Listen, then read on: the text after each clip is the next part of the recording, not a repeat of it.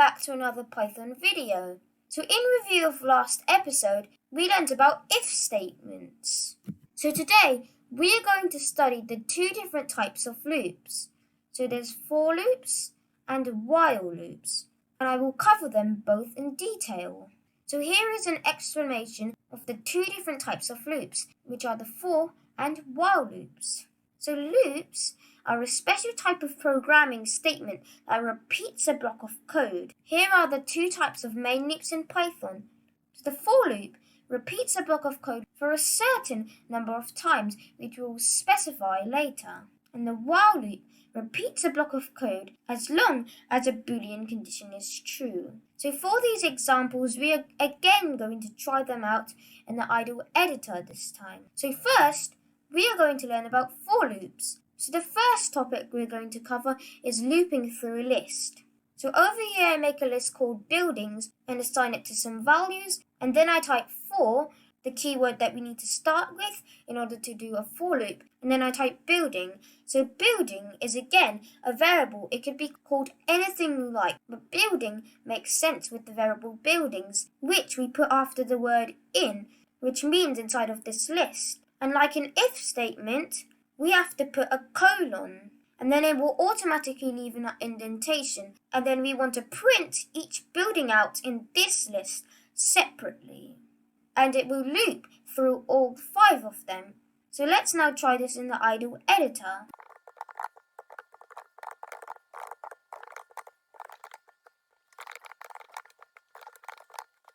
So now we can run this code and see what happens, and you may also notice that we've saved this file as listlooping.py, which I will automatically save these little projects as a file before I run it.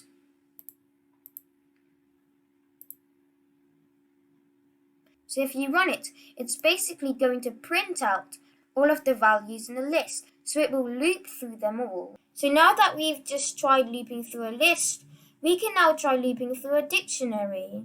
So I make an example dictionary called employee information, and then I type for information in employee information dot items, which will print everything out in this dictionary, but you can specifically just try printing out the keys and values separately. And then inside of the for loop, we can just print information.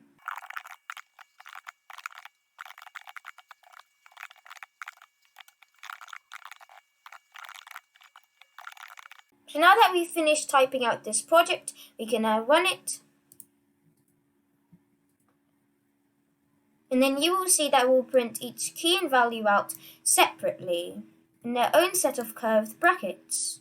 So in this slide, I show you 2 different ways that you could use a for loop with a list. So over here in blue, you see that this is just the code we tried out. And over here, this code will basically just do the same thing as the code we just tried out before. So instead of using building as a variable, I use x, which is just a minor change. It won't really affect it that much. And then I type in range, which we'll learn about in the next slide, so don't worry about that. And then in curved brackets, I type len, which again stands for length, which is basically how many items are in this whole list. And then I type buildings in even more curved brackets, and then I print out buildings x. So we do the same thing, so x index through each value of the list, just like building, and then length is just basically all of the items in the list.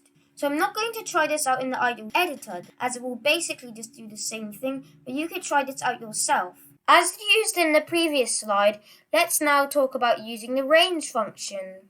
So first, I'm going to explain the syntax of the range function. So you first type range, and then in curved brackets, we type 3 parameters. So the first one is start. So start is a starting index, which is the index that you will start with.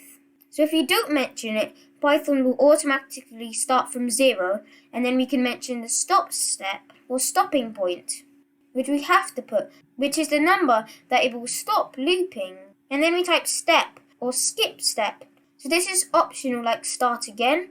So this just basically means how many times it will skip a number each time it loops. So the skip step can be positive, which we used when we were looping through strings as well, or greater than 0, or negative, and also less than 0. So if the skip step is negative, then that means it will loop backwards. So now let's try some examples, and I've also written the syntax here just to remind you. So for our first example, we first type 4, and then we type I in range 25.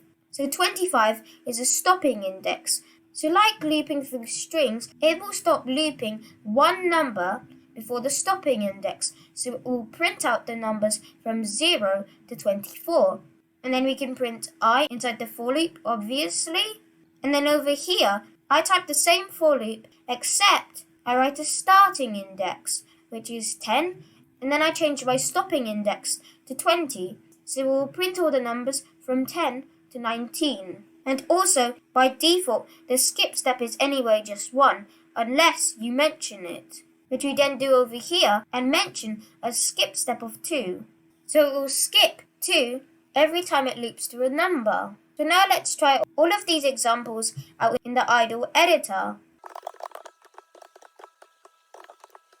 So now that we've finished typing the code, it was only 2 lines anyway, we can now go ahead and run it. And then you will see that we'll print out all the numbers from 0 to 24. So now what we're going to do is add a specific starting point. So what I'm going to do is try out my own number instead of the numbers in the slides and start with 30. And maybe I can try 55. And then we can run that.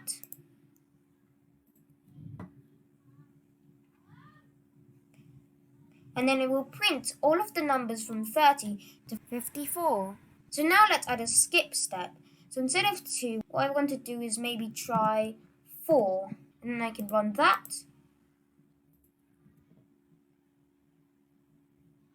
And you see that it's going to skip 4 every time it loops through a number. So you can experiment with these numbers in a range of different ways. So now we're going to learn about the while loop, which does a similar thing to the for loop, but it will only iterate through a list of numbers while a particular condition is true. So for this example, I make a variable called n, which stands for number, which is equal to 0, and then I can start my while loop by typing the keyword while, and then I assume this condition, n, is less than 11. So this means while n is less than 11, it will run whatever's inside the loop, and again we use a colon, just like a for loop or an if statement, and then we can print n, but you'll see that it will forever print 0, because n will be 0 forever, which will basically create an infinite loop where it never stops looping. So what we have to do is type n equals n plus 1, which will basically increment or add 1 every time it prints n. So eventually n will be greater than 11, so this loop will have to stop running sometime. So now that we've finished typing out the program, we can now run it. And you will see we'll print all the numbers from 0 up to 10. But just for fun, I'm going to do one thing, and then we're going to not increment n by 1 each time. So what we can do is basically tag it, which also works in while loops, by using the hashtag symbol, which in Mac I think is Shift 3 in the idle editor, and then we can run this. It's basically just going to print 0 forever. And then we have to close the program because it will never end. And then it will ask if we want to kill the program because it's still running, but we have to or it will never stop. So now we're on to the final topic for today, breaks in both loops. So break in Python basically just stops the code, and what we're doing is doing the same code but in both for and while loops. So first in for, we do for z in range, and then we do 999, and then we just print z, and then I do an if statement inside of a for loop, and then we're checking if z is equal to 25 yet. And then we type break next to a double indentation, which will automatically appear after the if statement colon. So instead of looping 1 by 1, 999 times, it will stop at 25. And for the while loop, we have to assign z to 0, because in the for loop, it automatically starts at 0. And then we're checking if z is less than 999, and then it will print Z, and then I check if Z is equal to 25 again, and I also do the break. And over here, not in the double indentation, I also have to increment Z by 1, or again it will be an infinite loop. So I'm not going to try this project with for and while because it just does the same thing anyway, but I'll demonstrate it using the while loop because we've only done one example using the while loop so far.